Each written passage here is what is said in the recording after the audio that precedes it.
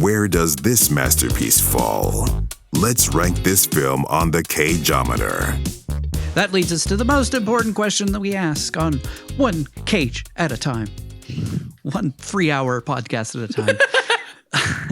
Vince, where does Longlegs from 2024 rate on your Cageometer? I'm going to give it an 8 out of 10. Like I said earlier, this film, the first time I saw it, I had a lot of mixed feelings about it. I enjoyed it, but I don't think I appreciated it after that first viewing. Now seen it 3 more times and doing the breakdown with you guys multiple times, I have much more of appreciation for this film, especially the amount of layers that have been woven into it. I stayed away from the marketing and all that stuff, so I really went into this film pretty blind. So when it took the twist and it became more of a satanic offering and killing, it kind of threw me off. But I enjoyed it. I can understand why people didn't, but for me personally, I really do like that twist. I like how unique it was, and I really love the pacing, the framing, the music, like everything about this film was awesome for me. Just based off of some of the other films that we've seen, I think 8 is pretty solid to put it at. We've watched better films. As far as Cage's performance, I'll have to give him a 10 because he really did melt into that character, and I forgot it was the only time I knew it was Nick Cage, like for sure, like 100%. You couldn't deny it. Is the scene in the car where he starts screaming, "Mommy, Daddy!" But other than that, I mean, they physically took him away from you. Yeah. And then he just melts into this character that we haven't seen him do before. And we've seen him do some crazy characters, but he just kind of really melted into that character. And with the limited screen time that he had, I think he definitely added a lot of depth to this film. And goddamn, it's just creepy as fuck. I mean, they did such a great job of making him creepy, and then his performance made him creepy. So maybe it tends too high. Maybe you guys won't agree, but I really forgot I was watching him as he portrayed that character. So 8 for the movie, 10 for Mr. Cage. Yeah, his presence looms very large over the entire movie, even when he's not in it. I do wish he would have just been like, "Mommy, we're gonna be home real soon. Gonna get out of this hell, mommy." All right, Nigel. All right, Cage. Nigel, where does Longlegs rate on your Cageometer? I will echo a lot of what Vince said. I'm glad that we've had to take this time to digest this, more time than people realize, to digest this film versus just seeing it. Because I was feeling the same way right after I first watched. I kind of I didn't say it was bad, but there were things that bothered me about it. And I think, thinking about it a little bit more and analyzing it some more, I think that'll give it a little bit more credit. I was originally thinking on a 7. I'll move it up to an 8 as well for a lot of the same reasons that have been said. I think that once I was having the first act, I thought was really great, really interesting, where it's sort of possibly supernatural, but mostly about a serial killer with maybe some supernatural elements to it. But I kind of felt like once we got into the full meat of it being a story about the devil doing it, gets a little bit contrived and a little bit hand wavy for my tastes of like, well, now it's the devil's doing it, so anything like those is the cause of the devil. And yeah, I also feel like Nick Cage, the character of Longlegs, is creepy, but was never really scary to me. He was kind of more comic and comedic, and I don't know if that's what they were going for. I think they were trying to go for more of a scary, unsettling vibe, but I don't know what it is about it. It just, to me, he's not intimidating at all. He's just goofy. Yeah. I remember watching it the first time, and when he did the cuckoo thing with the hands, I just busted up laughing. And I was For me, it was the part when he's in the car, like, Yeah. "Mommy, Daddy," like that immediately took me out of the movie, like no other moment in the film had. Yeah. And I don't think that was the intent for it. I think it was supposed to make you realize how nuts this guy is. But for me, it was just like, oh, it's Nick Cage doing weird fucking shit in a car, which we've seen in other stuff. Like, he was, yeah.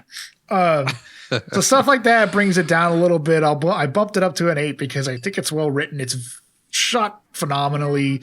The atmosphere and the tone of it and the pacing and the acting is all great for a horror film to get you into kind of unsettling vibes. And again, talking about rewatching it, there's so many details that you will catch when you watch it a second time that were there at the start that your brain just filtered out and you didn't realize, which is thematic to the overall story.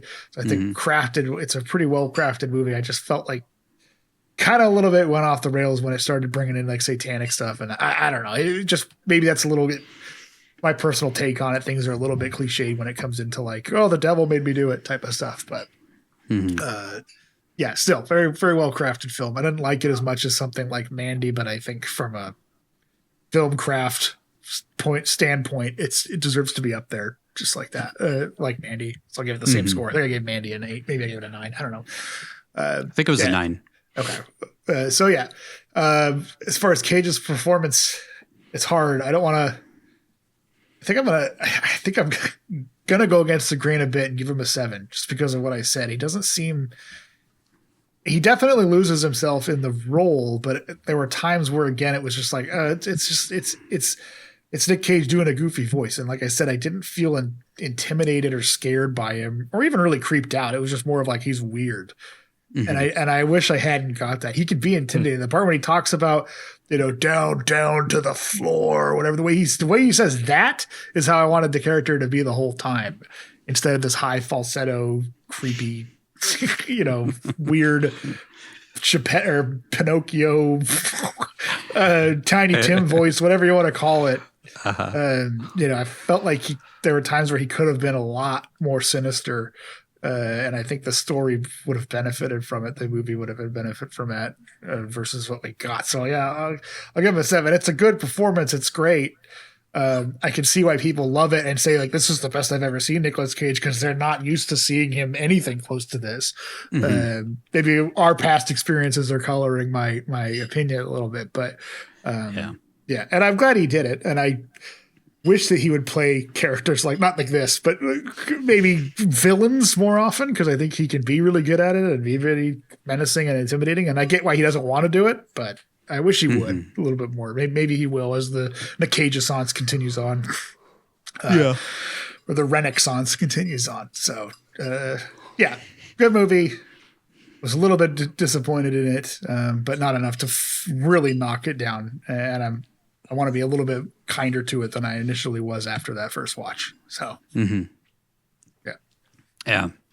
On my Cageometer, I did not expect to align with you guys as much because I thought I was going to get some heat for giving it an 8 as well. I also gave the movie an 8 because I feel like there's some things that I didn't love about it for sure. I mean, it's a great movie. It's obviously an 8 is a really good score, really well crafted and stuff. But I feel like the third act, when they're explaining Ruth's involvement and the connection with Longlegs and Satan and all this stuff, and it just felt like it was just kind of all over the place and kind of confusing. And I think they could have tied that bow a little bit better.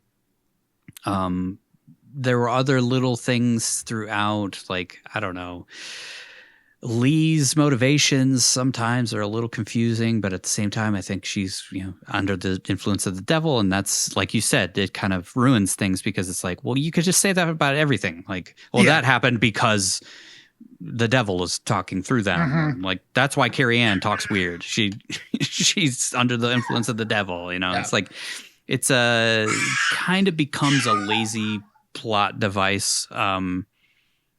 Whereas like making Longlegs be kind of the mastermind of this whole thing and not having the devil behind it would have made it work a little bit better in my mind. But that's just me, same kind of thing, just personal preference. I'm not going to say too much more about it. I thought cinematography was beautiful. Music was great. I thought the editing was really well done. The pacing's great. The only thing I didn't really love as far as the crafting of the film was like, I just felt like it was kind of confusing at parts. But again, it sort of seems like it was intentional. Yeah, I think it gets clear when we dissect it, and you watch it again. So, it may be a positive to people in that respect because it means that the film's kind of complicated and you have to think about it a little bit more. But I agree with you. It's on that first watch, you're kind of like, I feel a little bit more confused than I feel like I should feel for a story that like this. Yeah. It's definitely a film that benefits from repeat viewing. Yeah. Yep. But I don't know if I want to watch it again. Honestly. It's not a feel-good movie, but No. I think it is. I could see why people scored it so low after watching it the first time because, like you said, I think because it relies so heavily on exposition in the third act, you're just kind of like hammered with like, okay, I understand her mom was a part of it, but now you're just hammering me over the head with why and how her mom got involved. And then we talked about it. There's just some issues with like the timeline. Well, not issues with the timeline, but the timeline is ambiguous. So you're like, well, where the fuck does all this fit in? Yeah. Mm-hmm. So I could see that really kind of pulling it down. And I think, when it comes to exposition, like, she literally stops and tells us a story in the third act, and like, okay, once upon a time there was a girl named Lee. I was like, that's kind of how I felt like the movie was. Like the first half is definitely a mystery, and it's like, okay, we're unpacking this as the characters do, and it's rewarding to get to it. But then the payoff is, okay, well, the devil's making this weird guy do it, and then his mom enters into the deal with him to save her, and it's just like, that just feels a little bit. It doesn't feel like that's worth the setup that we've been going through and the mystery we've been setting up. It feels too simple that it's just like, oh, it's the devil. Okay. Yeah, it's less interesting. Imagine if like the payoff at the end of 7 was like, no, the devil was literally making Kevin Spacey do all of this. It's like, okay. That's less rewarding. 100%. Yeah. I'll leave it at that. Yeah, it's a good movie. I really enjoyed it. And I think there's a lot of really great, interesting layers to it. I just can't give it higher than an 8 just because of like, those couple things. Yep. But overall, really well-crafted film. And I'm interested to see what Oz Perkins does from here on out. As far as Cage, I agree with you, Nigel. That it did take me out and in some points, and there were parts where I just started busting up laughing, like, because I want to, think that it's because we've seen Nick Cage do so many crazy, wacky things that we're sort of imparting our own feelings towards it because it reminded us of other things. So I want to give it the benefit of the doubt, and I'm going to give it a 9 because he does disappear. It's not Nick Cage. Like, he's gone. Until there's moments where you hear things that you've heard before. But I feel like if you weren't us and you weren't a Nick Cage fan, you might not even know that he was in the movie. You would maybe get done with the movie and be like, wait a minute, Nick Cage was in that? What part did he play? So I think that's a true testament to how great his performance was. Is like, if I didn't know that was Nick Cage, would I have known that it was Nick Cage? Like, if I didn't go into it knowing Nick Cage is playing this fucking whatever the hell monster creature chimera person that he becomes, would I have known that was Nick Cage? So I think a 9. I'm not going to put it up there with Pig or Adaptation or maybe even Dream Scenario, but like, it's a really insane performance. There's not a whole lot of it, but what you do get just is not. It's a different person. It's a completely different person. Maybe that's because of the prosthetics, and we just don't see Nick Cage in the face. But like, that helps. There are quite a few moments where I'm just like, that is not Nick Cage. Yeah, the voice is the only thing that grounds me back to it's Nick. Yeah. Go ahead.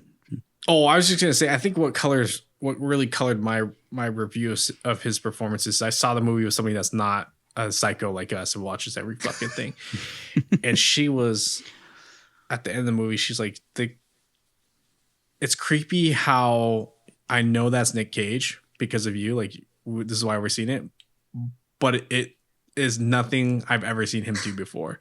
And like, just how creepy, like, he comes off as this like timid guy, but there's this darkness behind him, and it just creeped her the fuck out. And so I think that probably is that definitely colored my review of his performance. And it's because I mean, I'm right there with you guys. The moment he starts doing cagey stuff, I get pulled out of the movie. But to hear somebody that's not as knowledgeable about his performances and his weirdness. It kind of made me think, okay, well, if that's how the average person views it and they don't see him in the film, like that's high praise. Like that's pretty high praise. To kind of put a spin on that, I almost wish that Brad Pitt had played the character. Because then I've been watching it from the standpoint of somebody like that who doesn't watch a ton of Brad Pitt movies, and I may have gotten that type of experience. Like, holy shit, I didn't realize Brad Pitt could do something like that. That's creepy. And that makes the movie much better. But for me, it's the opposite of this. It's just like, the movie's really great and atmospheric until Nick Cage starts talking, and then it's like, it pulls me out because he's doing a weird voice, and I know it's Nick Cage doing goofy stuff, I guess. I'm just trying to look at it as somebody who may not know that was Nick Cage. Like, And I don't as a think it's his performance fault. on its own, it's amazing. Pretty incredible. And I do think a lot of people probably went into it not knowing that Nick Cage was capable of that kind of thing. Because I feel like the average Joe who's probably going to go watch Longlegs based on a viral marketing campaign probably has never seen Nick Cage's great work, you know? Yeah, and I've heard some that of the from stuff people, that we've talked about. From at least two people now. Like, oh my God, this is the craziest Nick Cage performance I've ever seen. Like, I didn't realize he was capable of doing this kind of stuff. And it's like, I know they're not going to watch Pig, you know, and get what we would get out of it, or even Dream Scenario, you know, for that matter, or any of the other movies we watched where we've seen him do a standout character. So this is maybe it. This might be the most, you know, surprising performance they'll ever see out of Nick Cage. So it's valid. A lot of people don't know or have forgotten that Nick Cage is an Oscar-winning Best Actor who is capable of delivering some incredible performances. And the enduring debate with Cage forever has always been, is he an amazing actor or a terrible actor? Yeah. Because he's capable of both. He rides that line. So,